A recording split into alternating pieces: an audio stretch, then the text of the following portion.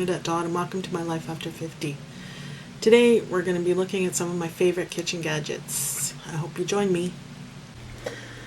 Here on the kitchen counter is a collection of some of my all-time favorite kitchen gadgets.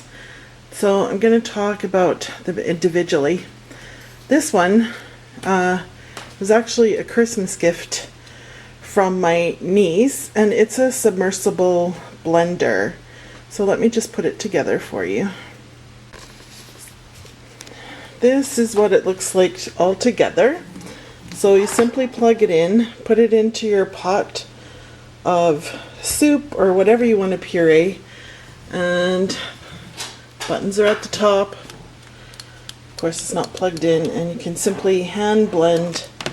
I use it mostly for soup, any kind of squash, mushroom, any kind of vegetable soup.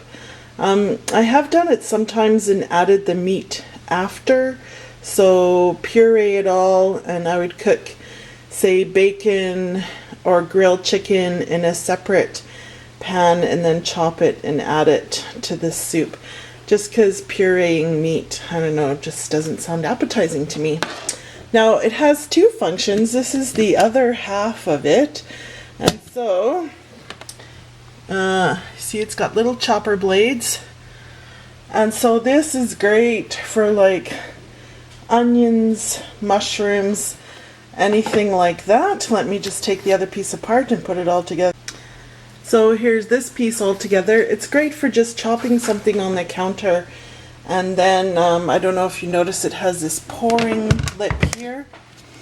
So I can simply pour things out. You simply remove the centerpiece. Sorry, did you see that? Remove the centerpiece.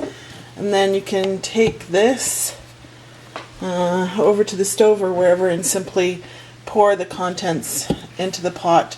Or, of course, scrape it out using a spatula or something. This combination is one of my favorite electronic kitchen gadgets that I have. My next favorite, I guess you call it a kitchen gadget, is the whisk. I love a good whisk. It makes all your gravies, sauces, whatever, so much smoother. And so I love a good iron whisk, a fine one with lots of tines. This is great for making a really smooth sauce. Unfortunately, you're not supposed to use wire right on something that is coated, so Teflon coating. So that's why I have the plastic one. The plastic one I find doesn't do as good of a job of, finely cutting whatever powder into your sauce. This is great though if you're folding grated cheese or something like that into your sauce to make a cheese sauce. And of course, it's always nice to have a really teeny tiny whisk for in a cup. So if you're blending flour, cornstarch, anything like that into a liquid to add to a stew or a soup, this is really great. I love it. And so I keep all my tools like this, kitchen cooking tools, by the stove. Let me just show you that. So right next to my stove is where I keep a number of these kinds of tools. I know a lot of people like to have things put away, and that's great. I do too. But for these things, I like to have them out. I think they add color to this corner of the kitchen. And you see I have one big container for the larger ones, and then I don't know if you noticed, I have the smaller little container hidden away in the corner for all my little things. So ice cream scoops, pizza cutters, cheese slicers, that sort of thing. I have so many kitchen gadgets. It is ridiculous. But the things I use most from this container, my tiny whisk and my pizza slicer. I use that pizza slicer not only for pizza, quesadillas, anything like that that's relatively flat that you can slice up in a hurry, even sandwiches. So that's where I keep those sorts of things. Now I have one other great kitchen gadget that I want to show you. This innocuous looking little tool is the best thing I ever bought from the Pampered Chef. and I have a lot of things I bought at the Pampered Chef. This one, however, I use every single day. Well, if not every day, every other day. Anyone know what it is? It's a toaster prong. So they're made of wood. So, you know, you're not supposed to put metal into your toaster, right? Like how many people use a knife or a fork? And, sorry, I keep my oven mitts on top of my toaster. It fits easily into here, clasps any bread that might be stuck in there, bagels, whatever, and you pull it out with your beautiful toaster prongs. I don't know what to call them. Toaster thingies.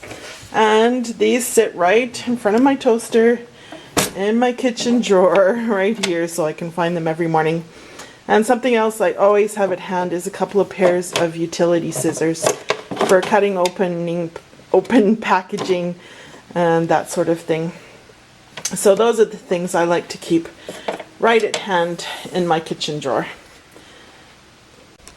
Okay, one last gadget I couldn't do without, and that is kitchen tongs. So I usually have 3 pairs in this drawer. The other 2 are in the microwave.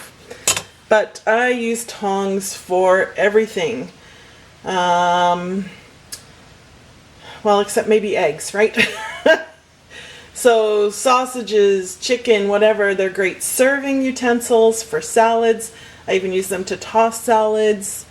Getting your phone out of the toilet instead of your hand.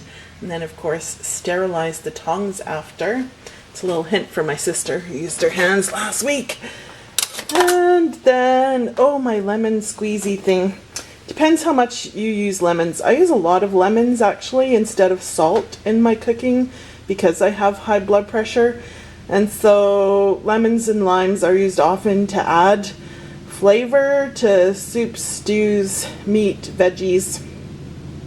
My husband probably doesn't know half the things that lemon and limes go into in this house. So I always have a big bag of them in my fridge, and I use that probably a couple of times a week. Thanks for coming along on this little exploration of my kitchen drawers. If you like this video, please give it a thumbs up or subscribe so that you get my videos that I post every Sunday. And thanks for coming along. Bye.